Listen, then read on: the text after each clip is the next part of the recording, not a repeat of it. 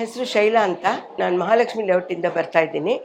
4 ವರ್ಷದ ಮುಂಚೆ ನಾನು ತೊಂಡನೂರಿಗೆ ನಮ್ಮ ಸ್ವಾಮಿಗಳ ಜೊತೆ ಹೋಗಿದ್ದೆ.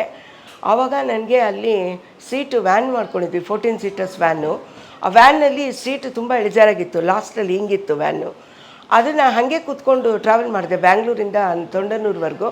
ವಾಪಸ್ ಬರ್ತಾನೂ ನಂಗೆ ಅದೇ ಸೀಟ್ ಸಿಕ್ತು, ಅದೇ ಥರ ಬಂದೆ. ಬಟ್ ನಂಗೆ ಕೆಳಗಿಳಿಯುವಾಗ ಒಂಥರ ಏನೋ ಆ ಕಳಕ್ಕಂತೆಲ್ಲ ಇಳಿಯೋವಾಗ ನಂಗೆ ಕೂತ್ಕೊಳ್ಳೋಕ್ಕೆ ನಡೆಯೋಕ್ಕೆ ಎಲ್ಲ ಪ್ರಾಬ್ಲಮ್ ಆಗಿತ್ತು.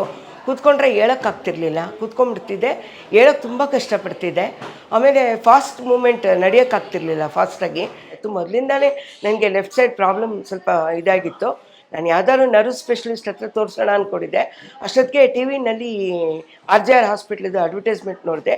ನೋಡಿದ ಕೂಡಲೇ ತಕ್ಷಣ ಇಲ್ಲಿಗೆ ಬಂದೆ. ನಮ್ಮ ಯಜಮಾನ್ರಿಗೂ ಸ್ವಲ್ಪ ಪ್ರಾಬ್ಲಮ್ ಇತ್ತು, ಅವ್ರನ್ನೂ ಕರ್ಕೊಂಡು ಬಂದೆ.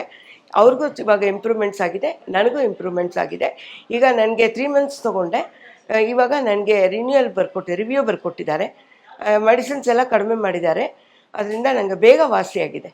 ಸೊ ತುಂಬ ಚೆನ್ನಾಗಿದೆ ಹಾಸ್ಪಿಟ್ಲ್. ನೀವು ಯಾರಾದರೂ ಪ್ರಾಬ್ಲಮ್ ಇದ್ದರೆ ಖಂಡಿತ ತೋರಿಸ್ಕೊಳ್ಳಿ. ಈ RJR ಆಸ್ಪತ್ರೆ ಡಾಕ್ಟರ್ಸ್ಗೆಲ್ಲ ನಾನು ನನ್ನ ಧನ್ಯವಾದಗಳನ್ನು ತಿಳಿಸುತ್ತೇನೆ.